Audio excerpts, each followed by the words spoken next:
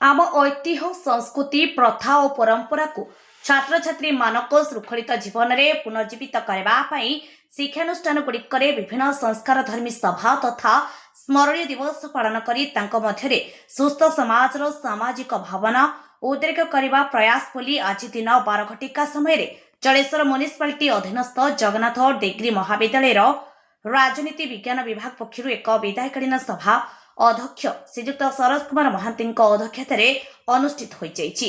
उक्त सभारे अवसरप्राप्त अध्यक्ष श्रीजुक्त प्रफुल्ल कुमार दे मुख्य अतिथि भावे जोगदे छात्र छात्री मानकु जीवनर लक्ष्य उपरे सजग रही आगक बढ़िबाकु प्रोत्साहित करथिले। विशिष्ट अध्यापक श्रीजुक्त दिवेन्दु कुमार गिरी मुख्य वक्ता भावे जोगदे छात्र छात्री मानकु श्रृंखलित और विनयी स्वभाव हेबा पई परामर्श दैथिले।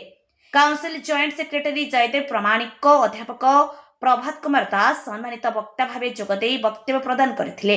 विभागीय मुख्य अध्यापक श्रवण कुमार नाथ छात्र छात्री मानक परीक्षा पई स्वल्प समय अनुसार योजना पूर्वक प्रस्तुति नेबार आवश्यकता अछि बोली मत व्यक्त करथिले। अध्यापिका इप्सिता दास मंच आह्वान सहित अतिथि परिचय प्रदान करथिले।